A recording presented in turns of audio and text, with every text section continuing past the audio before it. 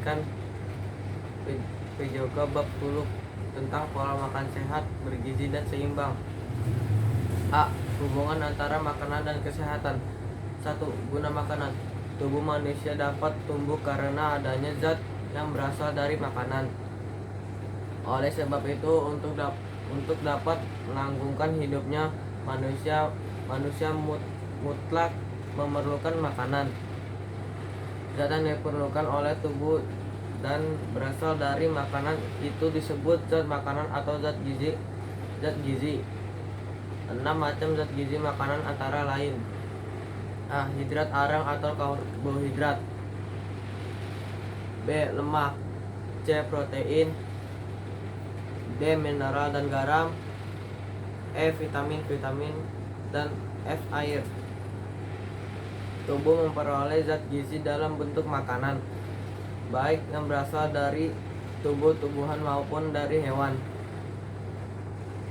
Oleh karena itu, untuk memenuhi kebutuhan tubuh akan zat gizi kita, hewan makan berbagai bahan makanan setiap hari. Dilihat dari sudut ilmu gizi, makanan mempunyai tiga kegunaan antara lain: A. Membangun dan memelihara tubuh. Pertumbuhan manusia sejak dalam kandungan sampai dengan mau remaja terjadi perbentukan sel-sel hewan besar-besaran. B. Memberi tenaga kepala tubuh. Manusia hidup harus dapat bergerak. Gerak dapat berupa gerakan yang nyata seperti berjalan, mengangkat benda, makan, minum, dan lainnya. C. Mengatur protein vali tubuh. Agar tubuh dapat berfungsi dengan baik, berbagai fungsi fuli dalam tubuh harus diatur dan dikondisikan. Misalnya proses pengaturan suhu tubuh agar tetap normal, proses pembukaan darah bila terjadi pendarahan, mengatur keseimbangan garam dan 2. Pengaruh gizi terhadap kesehatan. Manusia sehat memiliki tubuh yang dapat berfungsi dengan baik, dan dalam jaringan tubuhnya tersimpan cadangan zat gizi yang cukup untuk mempertahankan kesehatannya. Kekurangan maupun kelebihan zat gizi dapat menyebabkan kelainan. Keadaan semacam disebut gizi salah, baik berupa gizi kurang maupun gizi lebih. Sedangkan gizi baik terletak di antara keduanya. A. Perubahan dalam tubuh akibat gizi salah. 1. Pengurangan cadangan. 2. Perubahan kimiawi. 3. Perubahan fungsi. 4. Perubahan anatomik. B. Pengaruh gizi terhadap daya kerja, daya tahan pertumbuhan jasmani dan mental. 1. Pengaruh terhadap daya kerja. 2. Pengaruh terhadap daya tahan. 3. Pengaruh terhadap pertumbuhan jasmani dan mental. B. Pengetahuan tentang makanan sehat. 1. Arti makanan sehat. Kekurangan maupun kelebihan zat gizi dapat berakibat negatif terhadap kesehatan tubuh. B. 2. Guna zat gizi. Sesuai dengan fungsinya, zat gizi dapat digolongkan menjadi 3 antara lain sebagai berikut: A. Zat tenaga. B. Zat pembangun. C. Zat pengatur. Dari penggolongan tersebut dapat dilihat bahwa beberapa zat gizi mempunyai fungsi lebih dari satu. Misalnya, 1. Hidrat arang. Hidrat arang atau karbohidrat disebut juga zat zat pati atau zat tepung atau zat gula. Hidrat yang dalam tubuh akan dibakar dan menghasilkan tenaga dan panas. Suatu garam hidrat arang akan menghasilkan 4 kalori. Menurut besarnya molekul hidrat arang yang dapat digolongkan menjadi 3, yaitu A. Monosakarida. Monosakarida merupakan hidrat arang yang susunannya molekulnya paling sederhana. Monosakarida merupakan hasil akhir pemecahan sempurna dari disakarida. Dan polisakarida yaitu hidrat yang merupakan molekulnya lebih kompleks.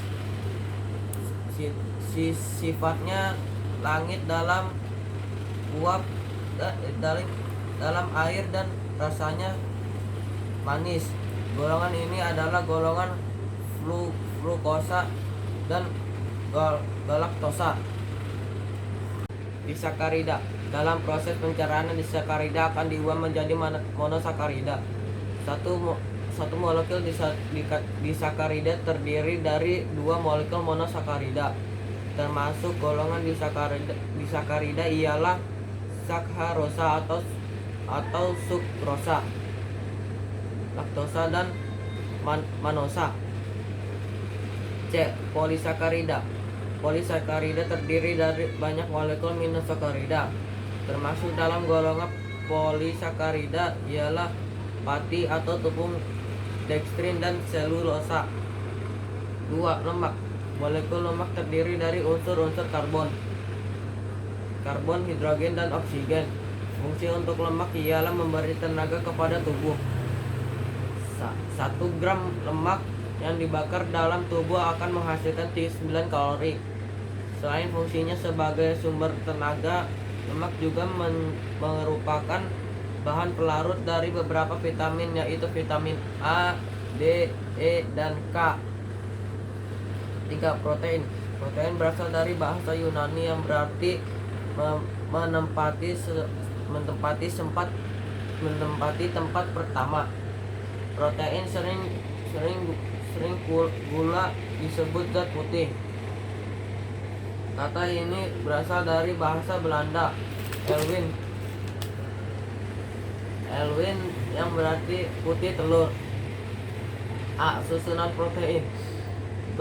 Berbeda dengan hidrat arang dan lemak, selain mengandung karbon, hidrogen dan oksigen, protein mengandung pula unsur nitrogen. Ada beberapa jenis protein yang mengandung sulfur dan kadang-kadang unsur lain. Unsur-unsur tersebut membentuk unit-unit yang disebut asam amino. Asam amino ialah yang merupakan bahan dasar pembentuk protein. Asam amino yang tidak dapat dibuat oleh tubuh disebut asam amino esensial. Kedelapan asam amino esensial bagi manusia antara lain: 1. Leucine, 2. leucine, 3. isoleucine, 4. threonine, 5. metion, 6. valin, 7. genilatin, 8. tritopten. B. Klasifikasi protein. Sesuai dengan asam amino yang membentuknya, maka protein dapat digolongkan antara lain: 1. Protein sempurna. Protein sempurna ialah protein yang mengandung semua asam amino esensial dalam jumlah yang cukup banyak. 2. Protein kurang sempurna. Golongan ini mengandung asam-asam amino yang esensial, akan ada beberapa yang jumlahnya hanya sakit. 3. Protein tidak sempurna. Protein golongan ini mengandung sedikit kali asam amino esensial.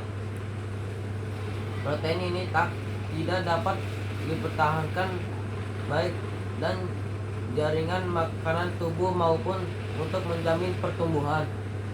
A. Fungsi protein. Fungsi protein terdiri dari 3 macam, yaitu 1. Protein sebagai zat pembangun. 2. Protein sebagai zat pengatur. 3. Protein sebagai zat tenaga. 4. Zat mineral. Meskipun mineral hanya dibutuhkan dalam jumlah kecil, tetapi zat ini mempunyai peranan penting dalam berbagai proses tubuh, yaitu sebagai zat pembangun dan zat pengatur. 5. Vitamin. Vitamin ialah zat organik yang dibutuhkan oleh tubuh dalam jumlah yang sangat sedikit, namun penting dalam mempertahankan kesehatan. Fungsi utama vitamin ialah mengatur proses metabolisme protein, lemak, hidrat, dan arang. Menurut sifatnya, vitamin dapat digolongkan menjadi 2, yaitu vitamin yang menurut dalam lemak, vitamin A, D, E, dan K, dan vitamin yang larut dalam air, vitamin B dan C. 5. Air. Kebutuhan tubuh akan air dapat dikatakan nomor 2 setelah oksigen. Orang dapat hidup tanpa makan untuk beberapa minggu. Tanpa air, orang hanya dapat bertahan untuk beberapa hari. C. Pengetahuan tentang gizi salah.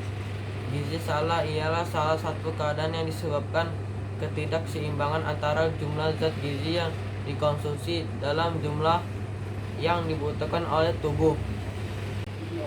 2. Kurang vitamin A. 3. Kurang vitamin B. 4. Kurang vitamin C. 5. Kurang vitamin D. 6. Kurang vitamin E. 7. Kurang vitamin K. 8. Kekurangan zat mineral. D. Usaha-usaha perbaikan gizi yang telah dilakukan di Indonesia. 1. Usaha perbaikan gizi keluarga atau UPGK. UPGK ialah paket kegiatan terpadu yang bertujuan berutama untuk mengulangi masalah kurang kalori protein. 2. Usaha pencegahan kekurangan vitamin A. Tujuan utama dari usaha ini ialah untuk melindungi anak balita terhadap kemungkinan kekurangan vitamin A. 3. Usaha pencegahan gondok endemik. Usaha pencegahan gondok endemik meliputi usaha jangka panjang dan jangka pendek. Pengaruh gizi makanan. 1. Pengaruh gizi terhadap daya kerja. Manusia sehat memiliki tubuh yang dapat berfungsi dengan baik dalam jaringan-jaringan tubuhnya. Cadangan gizi yang cukup untuk mempertahankan kesehatannya. Dengan demikian, jelas bahwa kekurangan maupun kelebihan zat gizi akan dapat menyebabkan kelainan. 2. Pengaruh gizi terhadap daya tahan. Kelainan gizi berat sering berakibat timbulnya penyakit infeksi. Sebaliknya, penyakit infeksi akan mudah menyerang apabila dengan keadaan gizi kurang. 3. Pengaruh gizi terhadap pertumbuhan jasmani dan mental. Gizi kurang timbul pada masa kanak-kanak. Selain akan menyebabkan gangguan pertumbuhan jasmani, juga akan menyebabkan gangguan perkembangan mental. Hal ini disebabkan oleh perkembangan jaringan otak hanya berlangsung sejak anak masih dalam kandungan sampai dengan umur lebih kurang 4 tahun. Wassalamualaikum warahmatullahi wabarakatuh.